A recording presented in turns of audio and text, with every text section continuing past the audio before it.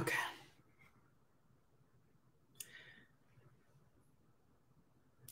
Good morning, everybody. I was trying to find the video to play, but I don't know. This is a new, I guess, banner in the background, but I can't find it anyway. Good morning, everybody. Thanks for joining us for our weekly briefing here at Olam. Today, I'll be your host as well as speaker. Was here with my colleague, Kana Golicha. He is having a little bit of, he'll be joining us next week.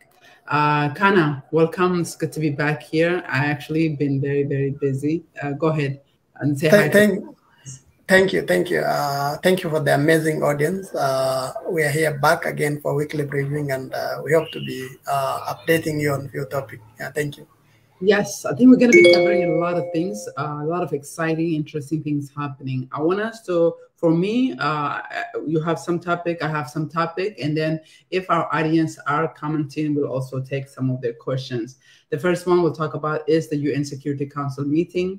I think Obasanjo have traveled to Mekelle as well as Addis. There is a space on that one. Then you also mentioned the rebel taking more territory in South Shawa, and the mass arrest, and especially the targeting of the Tigrayan in Addis, and the bombardment of Wallo, Kemise area for, I think, many days on the road. The government has been doing that. And then also the roadmap WOC is working on. I think that is a lot of topic to cover in 30 minutes. We started about a minute early today, and I'm happy that we are on time, and we'll try to keep it on literally on the 30-minute dot. And I wanted to thank everybody that's joining us and commenting, saying welcome. I see Fatia and Abdetu and Muna and all of you guys. I wanted to say we appreciate you. Kana, let me take your thoughts in the UN Security Council's meeting, because Obasanjo have traveled to Mekelle for the first time in AU. He is the special envoy from AU, and then also the special envoy from the UN have traveled. And they said, when they briefed the Security Council, that they say there was a small window of opportunity. How did you see that? And I'll come back and make my point. Yeah, you know what happened when Obasanjo was, elected as a mediator, and there was a rumors that he was refused to be accepted by both the Ethiopian government and the rebels. But in this case, he has proven that he was able to travel there and able to even have, the photos with both leaders in Mekelle and both the government of the day in Addis. And the only concern is that the rebels are saying now there is no need of talk, because they are creating more advancements in terms of walking to heading to Addis. And while there is that rumors of space, very little opportunities that it seemed the government were never honest with this mediation earlier, when the situation was much better. And but it's better late than never. That it's never happened, and that is why the rebels are saying now we have more. We have more opportunities in terms of having this mediation right now. It might favor us because we have made more advancements. And it is now a huge call, when it's like a late call to be made from the AU's Horn of Africa, like IGAD and international media bodies are making noise. And literally it means that this situation is getting out of the hand. The government is.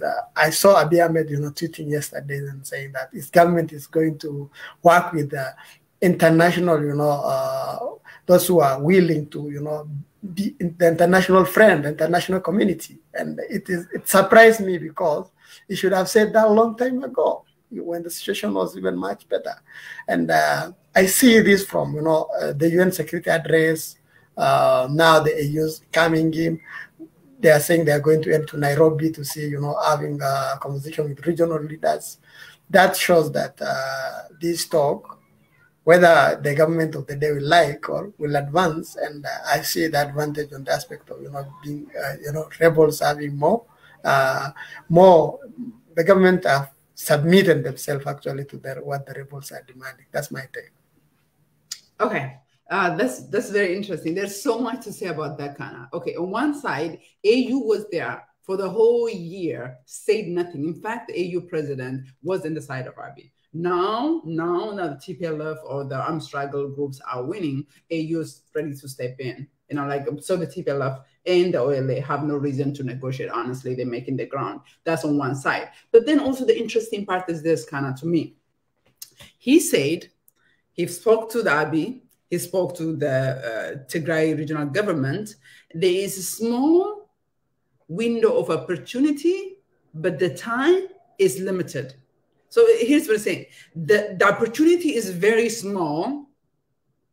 The time is running out. So basically, there's really nothing. There's no window of opportunity. TPLF had laid down the interest or the demands clearly. They have put their demands is right there. It makes absolutely perfectly sense. Let me put myself, okay, absolutely sense. So TPLF have no reason to fight. So, and here you have Obasanjo, he's briefing the UN Security Council, to which we've seen it. I personally thought it was just obvious that he's just giving some hope to the international community, but the UN finally spoke on one voice, but it's a little bit too little too late.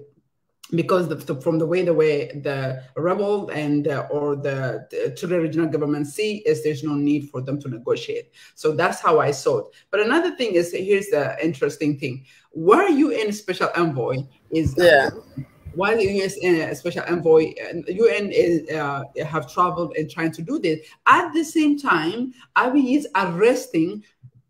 I think this morning the report says that 72 UN bus drivers or truck drivers and 22 UN employees were detained. 6 were released yesterday, and 16 still remains in prison. So Abiy is doing everything possible to, like, I don't give a shit. But at the same time, the UN is like, First, I'm disappointed extremely, obviously, when the UN side for many reasons. On one, it's a little too late. And two, they're still excluding, and they're not talking the big elephant in the room. You have OLA, who is in Oromia, who are Oromos, thousands of political prisoners. People like Jawar Mohammed is still in prison. People like Bakar Garba is still in prison. Here you, Obasanjo, want to talk about, he have talked to Shimalis Abdissa. Who is Shimalis? Isn't Shimalis extension of Abiy? What's the difference is talking to Abiy and Shimalis? It almost felt like a mockery to us for Oromos that he would not talk to OLA. He talked to TPLF. He did not say anything about pro-democracy, pro-nonviolence movement. It almost seems like even the international community, the US in particular, like, yes, we want democracy, we want stability in Ethiopia, but they don't really want to talk or work with the pro-democracy force. The pro-democracy and nonviolence force are in prison. They have not said anything. They are not bringing them to the table. There is not going to be any discussion that's going to be fruitful by excluding. So it's like, one, Abiy is like, I don't give a shit. You know, he's giving them the middle finger, and UN is not acting. It's almost like paralyzed. Yes, the US policy is very clear. Hands off, you know what I'm saying? They want to do as little as possible, because Ethiopia, last night we were meeting with our ATF group. I'll say this and I'll give you a chance. One of our members say this: why isn't the US is doing strategic or surgical like removal of Abiy to stabilize the country? But the fact of the matter is, the whole Ethiopia is deteriorating. It is infected. Even if you remove Abiy, there won't be stability. There won't be stability. So I think the US policy is just sit back and wait, and once whoever wins come to power, then they come in and try to rebuild the country. But the thing is that it's going to be much, much difficult to rebuild the country for many reasons. For one, for too long, there are so many oppressed people in that country have been subjugated, excluded from politics, have been arrested simply because of their identity. Oromo Deputy Special Envoy said Oromo make up 60% of the Ethiopian population. And I'm not even talking about additional 5 to 9 million non-Oromos who live in Oromia. Yet Oromos are accused of to be radicals. Yet the UN it made a statement or made a tweet. Antonio Guterres, the secretary, said, you know, they're concerned about the violence in the northern Ethiopia. He particularly mentioned Tigray, Amhara, and Afar, and he went over there to mention Somalia. And our office have worked with the UN offices, both for Ethiopia in Geneva, as well as other offices, including New York. And in fact, just this week, I had a chance to meet, you know, obviously with the official from the Senate side and staffers, and like how they see what's going on. on. It almost kind of gives you like there is a resolution. There's a bill that came out from the U.S. Senate side. U.S. Senate side is very clear, so crystal clear where they want. They know Abiy is the past, and they have said it. AGOA is implemented, is removed, and all of that is good. It's too many topics to cover. But you have the House side, obviously, particularly Representative Bass, who is the chairman for Africa Subcommittee and an extremely influential person on the Congressional Black Caucus. So she is blocking because she has this radical Amharas or Nathaniel in her district who are feeding her misinformation, and she's taking that information as obviously, kind of black creating paralysis because she, the CBC don't want to take any, they don't want the U.S. government to take any aggressive against Ethiopia. But Ethiopia is deteriorating. There's nobody can save it, and especially when UN still refuse to talk about Oromo, still refuse to engage with the Oromo arms group or with the Oromo voice in any way. And by talking to people like Shimalis, it's a mockery in one hand. On the other side, the US, if they are interested in democracy, stability, why is the pro-democracy voice are ignored, in silence, and not being heard? And that was very frustrating. And Abiy is literally like, I don't give a shit, excuse my French. It's like, middle finger. Who arrested over 70 truck driver today as Tigray are starving from starvation. I don't know. I'll leave it at there. I don't know if you want to add anything, and if not, I'll jump you to. Yeah. I just want to add a few things. Like you said, those 17 truck drivers who are detained in Samara town are a mockery to UN. They were, those truck drivers were transporting basic commodities for World Food Program to the Tigray region, and detaining them already, constrain the work of United Nations. And I want to just, take on your point you said. If you don't want to negotiate with the, other non-state actors like Oromo Revolution Front who are taking arm, the Benshangul Gumuz, I don't know what other parties that the government want to negotiate with. Oromia region, like the president is not party to this conflict, and that is the only, what point I want to add on that. Yeah, let's proceed. Okay. Yeah, absolutely. I mean, as like a Oromia president, Shimallis Abisa is not party to this conflict, and OLA is party to this conflict. And we obviously, have preached for nonviolence, have supported and stand on that side as a human rights organization that speak for everybody. But yet it shows you how mockery, how UN is joking. Even US is really not speaking about the pro-democracy and nonviolence movement, but they want stability, they want peace in Ethiopia. But what they're doing, what they have done, have shown to be contrary to what they say. What they preach and what they do is different. And I think the fact of the matter is, I'll say it again. This week I had a chance to meet with a few Senate officers, and reality have seen there is no stability in Ethiopia nor Horn of Africa without answering the Oromo question. That is the fact of the matter. One thing I feel like we are proud in the last 1 year we have accomplished is that we have taught the international community exactly who Oromo is. Exactly, it doesn't matter who might have a gun, who might come to power. There will not be stability, there will not be peace in a Horn or Ethiopia without answering the Oromo question. The Oromo is the big elephant in the room. The Oromo must be addressed properly. Yes, okay, with this, let me jump into the question. I'll take your thought on the mass arrest of the Tigrayan. And I think there was some social media circulating that up to a couple of dozen Tigrayans were executed by Abiy after they were arrested from their home. And then as well as also, let's talk a little bit about the bombing. Wallo, there are three Wallos. There are Wallo on the Amhara side, there are Special Oromia Zone Wallo, and then there are the Tigray side of Wallo. So TPLF and OLA have controlled almost all the three sides of Wallo, yet predominantly Abiy have been bombing Wallo in the Oromia side. In the international communities, we just finished our Twitter campaign, which is very successful. A lot of people tweeted. Thank you so much, everybody that took part and tweeted. And I would definitely urge all of our audience, young people, to be please active and participate on this campaign. This is how we raise about it. I want to take your thought on both of them: the mass arrest that's going on and the kidnapping of Oromo kids aged 14 and 15 to be sent to the war, and the killing of Tigray and Addis, as well as the bombing in Wallo Kana.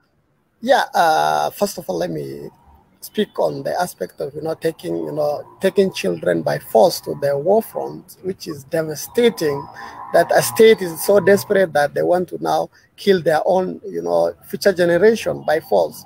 I saw that video in the courtesy of Tigray media, where young children were lied to. They were told to be being taken to a rehabilitation, and they end up in Kombolcha. If they try to come back, the government commanders killing them from the backside. That shows the inhumanity of the government of the day. These children are literally, most of them are below 15 years, and that is a violation of UN Convention on the Involvement of Children in Armed Conflict. And let me take on the aspect of bombing civilians. Today I was listening to Oromia Media Network report where Ola, through the spokesperson Oda Tarbi, has laid they have overtaken the southern shower zone, and then the government now literally going door to door and killing the family of allegedly Oromos who have joined the rebels to fight against the government, executing them publicly. They were pregnant mothers, they were children. These are innocent civilians, and it shows that the rule of law is already been suspended in Ethiopia. It's no longer working there. And the bombing of the civilians, because the rebels are in the area. Rebels were spotted in Kamise a long time ago. If the government had hope that they are going to redo what the rebels are doing, they should have worked better with the civilian, through able to convincing them to join their political vehicles instead of bombing them, bombing their properties and civilians. And these are what the international media are not reporting against the Oromos that's happening. Everyone is talking about TPLF. Everyone is talking about Tigray, Amara region. What about the Oromos? Where are their cries? Where are the regional human rights organization? These are devastating. It's high time that the international community condemns such acts. It's high time we are condemning with the strongest time possible that the civilians should not be harmed. The innocent children should not be recruited to join the armed force by force. And it's devastating that the government is not constraining or restraining from doing such injustice to our future generation. Let me stop it there. Kana, you're actually when you're talking about the bombing, the non-stop bombing that's happening particularly in Kamise area that have killed, according to I think your media I was listening to, they say there was about 105 POW Ethiopian federal military or troops that were captured and they were being transported to Mekelle, and the government used drone to bomb that, and it killed instantly 36 people, and a lot of them were injured. And international community have not said anything. And it took me back to Obasanjo, that he made a mockery. He met with Shimalis, who is extension of Abiy. In that case, why don't he sit down with all of Abiy cabinet, and if they represent Oromo? Because if they represent Oromo, you will not have OLA. Oromo are not represented by Abiy. I think it was a mistake to me. It is very frustrating that international community continue to look the other way for answer when they have the answer in their hand. When Jawar Mohammed predicted this exact scenario 2 years ago, he has said this exact scenario 2 years ago, what's going to happen, and happen, and yet the international community don't even want to mention his name, don't want to talk about that. The pro-democracy force that came and brought change 3 years ago, that brought Abiy to power, and they are forgetting. And how is the Obasanjo is going to, how is the AU or the UN is going to have a dialogue, a peaceful dialogue, or try to have a dialogue when they're not mentioning, when they're not including Oromos in their conversation? That is one frustrating, and it shows that, you have all three. Kombolcha is taken by TDF. Desi is taken by TDF. Abiy did not bomb, all of that, but an area that's taken by Ole, Abiy is bombing. And to me, it sends a message. For one, obviously, for years, Abiy have said that the international community do not really care about the Oromo people. I mean, that's what he's been robbing. And the silence of the international community obviously sadly does reflect what he said to be the truth. But I really don't believe that all either. But on the other side, what do you think? I mean, you say that OLA and TDF are making advanced tour at this, and they're coming less than 200 kilometers away from the capital city. And OLA have said that they have their forces within the capital city, or at least in the suburb of the capital city. What do you? my advice is for those Oromo people who are still part of the government, who still think somehow Abiy represents a decency of humanity, let alone even Oromo. How come the bombing of Wallo, it is okay? It doesn't even get talked about it. How long would those people who are fighting for Abiy, especially the Oromos, I can understand the Amharas who are fighting for Abiy to keep this regime in power because it is advancing their case. But sadly, the number one loser in this game is more than anybody is the Amhara elite, because they perpetuated, they made this war what it is. They got Abiy to here. But I think my advice for those people fighting on the government side, the war have ended. The war have ended. It is so important that everybody protect their community, fight for their own people, fight for their own city, region, county, whatever it is, that stop killing, stop trying to demand the bombing in Wallo must stop, demand that the killing among Oromos, they should not be, it doesn't matter who. I think right now is that the killing has to stop. If there is anybody that to be killed, everybody should go back to their own territory and protect. And so let me take your thought on the what they should do, what the people still with the Abiy who think that the PP have failed. The PP, there's this mockery also that makes me that surprised me is that Blene Suyom, I know you did listen to the interview, she was on CNN yesterday. Abiy is elected by the people for first time democracy or something like that. I don't really remember the exact terms she used, but she said the first democratic election in Ethiopia. According to who? Because long before the election, everybody knows there's no possibility to have fair and free election. Even for the first time, the international community, the US, the EU have openly said for the first time, Ethiopia has been having a sham election for years. She'll be having a sham election since 1998, the first or 96, they have the first election. They've been having sham election, yet for the first time, the US have said this could not be possibly fair or free election. That kind of sham election is held, and here she is to say that Abiy represents the true voice of the people. If Abiy does represent it, why is all this armed struggle speaking against him? Why is people like Jawar Mohammed, Bakala Garba, who are peaceful, non-violent leaders, are in prison? They are nearly, for about 50,000 Oromos still remains behind bar.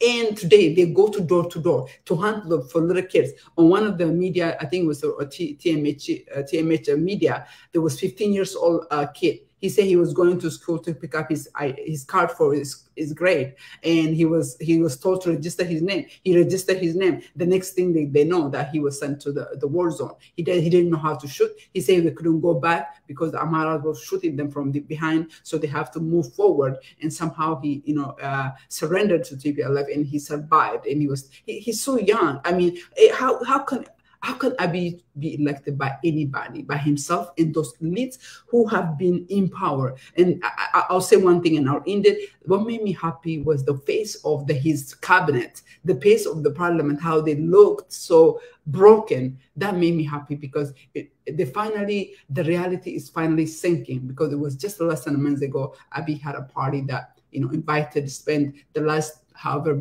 millions of Ethiopian birr that he spent on his inauguration, invited this 5 or 6 who decided to participate on him. I want you to add on that one with that Kana. I want you to, if you have anything to add on that angle, as well as the Amnesty International report, take something, and I want us to wrap up.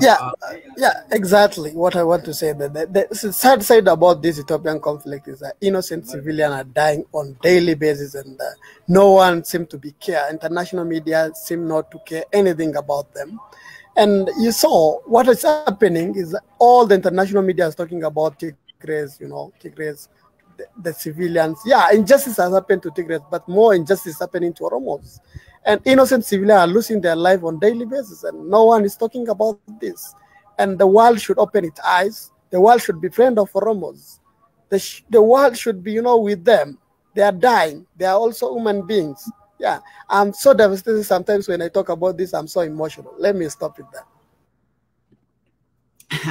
I hear you, especially, as advocacy, that on a weekly basis, we meet with the officials, we meet with the elected officials and educate them, give them this report, give them some publication, because as you know, there is no international media that covers about Oromo. We are the first one that did a Twitter campaign on the bombing on Wallo. The bombing on Wallo did not happen one time. There was about 7 bombing that happened in Tigray that killed about 3 people, and they bombed universities and residential areas, and everybody talked about it. You have the Wallo that's been bombing for about 5-6 days, and nobody talks about it. And that sends a really bad message to the international community, to the U.S. in particular, that is doing double dipping. Went to democracy and stability in the region, particularly in Ethiopia. U.S. and Ethiopia have a very deep, over century-old relationship. Ignoring Oromos continuously to ignoring or forgetting or not paying attention to pro-democracy voice is absolutely, I think that's what get them there. Here, it's frustrating, just like you, it's frustrating for us because we sit with this elected official from Europe to America, and yet they don't really say anything. They almost like a willful ignorance, intentional ignorance, and yet they wonder, we are concerned, we are this and that, and so it's very unfortunate. That's what I think. On the other side that I want to add, we have about 5 minutes, Kana, is okay. I'll talk a little bit about this upcoming. We having a discussion with the community. I don't want to give too much detail about the roadmap. The WOC, one of the organizations that we work with, Allah works with, we are part of it. I am part of that meeting. Right now, Ethiopia, finally the whole world have understood Ethiopia as an empire for what she is. It makes me sad to see an Oromo man, and anybody actually for that fact the matter, that still supports this regime, this genocidal regime. Everybody's gonna pay for it. This supported enabling this government. It is so unfortunate that it's still justified, the killing, the bombing of Oromo, the starvation of Tigray, the rape of Tigray women, the rape of Oromo mothers. There's so many in our report, Kana. I remember the report that you published, 177 people from East Guji, if I'm not mistaken. Among those are women with their babies in prison for over 1.5 years. Nobody's talking about it. Nobody says anything about it. And then the West and America and the international community wonder why the Ethiopia is falling apart so far. And I think it's for the first time. The Ethiopians are rising up. Oromos have said enough. It is so unfortunate there are certain people, especially Oromos, who are still okay not speaking again, is not making a noise that against the bombing in Wallo. That I don't know what it will take for Oromos to get out of this guy. I mean, people like Shimalas, I mean, these are, yes, technically they're Oromo, but they're Naftanyas because they are okay with the system. They want to maintain the status quo. They want to keep Ethiopia as it is. They want to bring back Ethiopia of the empire era, the one that our fathers have died for it. So the roadmap we're working on, I just want to mention that, and I'll give you the last 3 minutes, is we're working on this roadmap that we feel like we as Ethiopians really have to charter what country we want to be in, whether that is country as it is right now under federalism, or whether it is under confederation as the nine ethnic group that signed the 9 armed group that signed agreement about a little bit less than a week ago. I feel nevertheless Ethiopia as the world know, Ethiopia as illusion for history of 3,000 years is coming to an end. What should the international community do?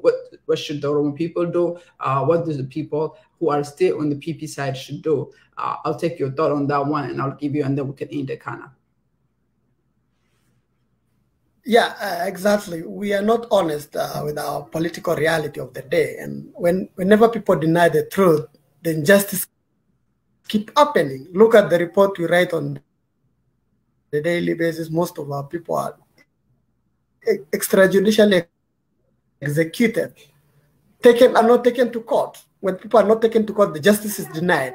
Millions of mothers, Oromo mothers, are with their children in the chair.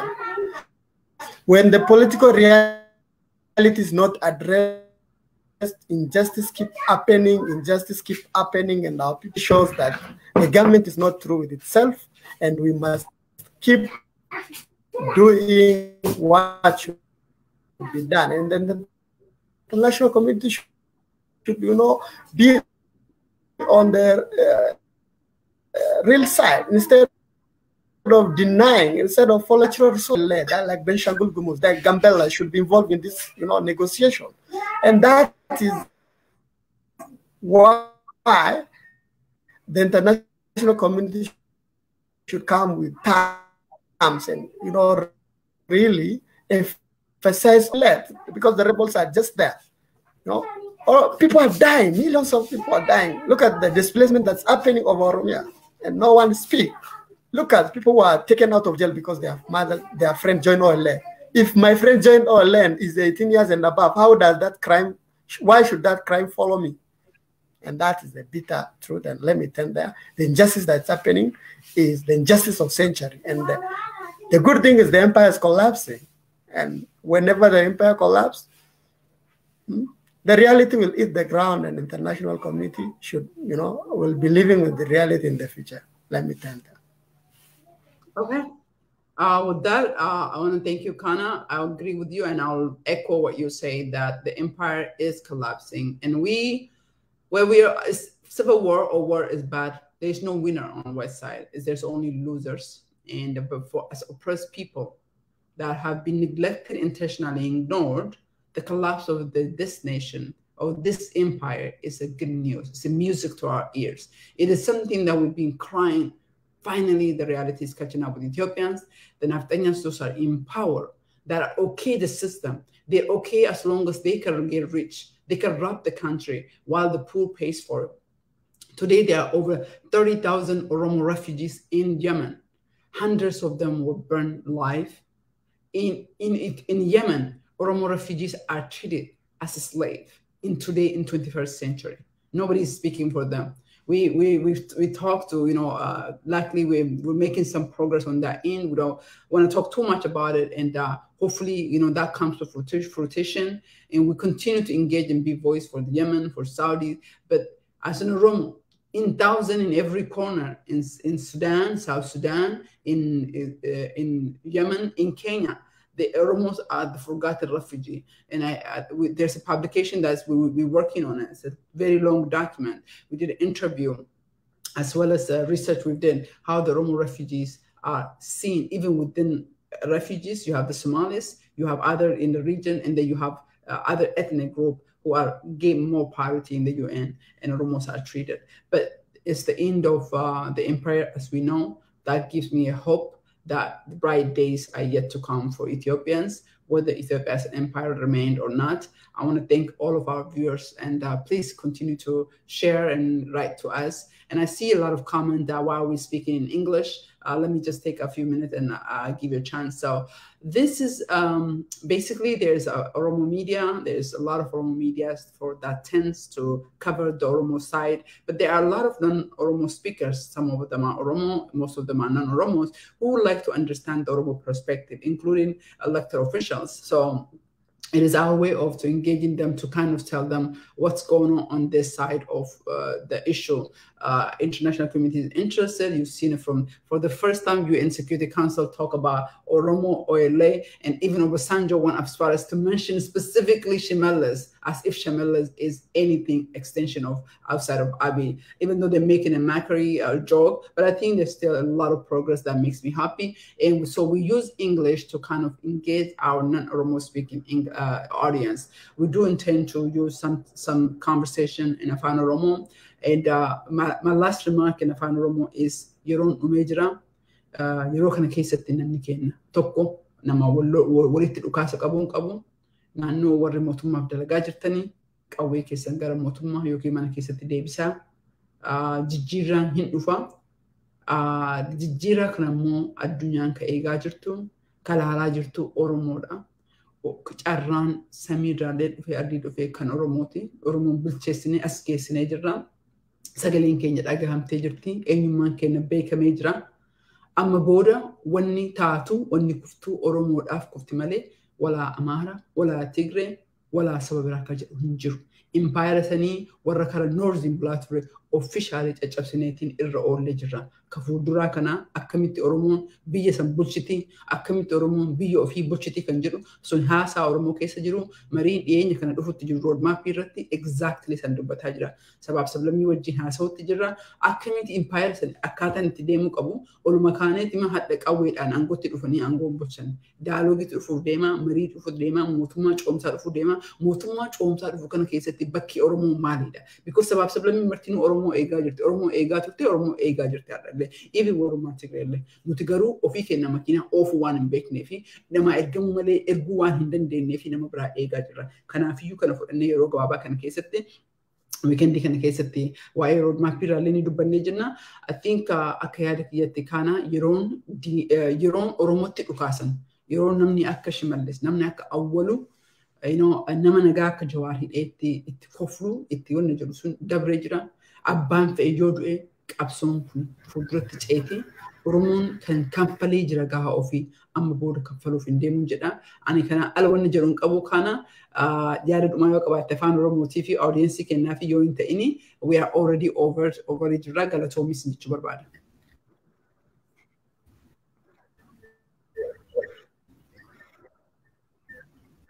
Yeah. Yeah, okay, yeah, man kabdu. No, why do yeah. Ada rumah kan kabut.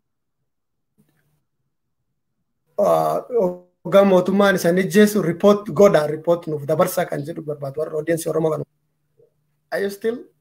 It's okay, man. Okay.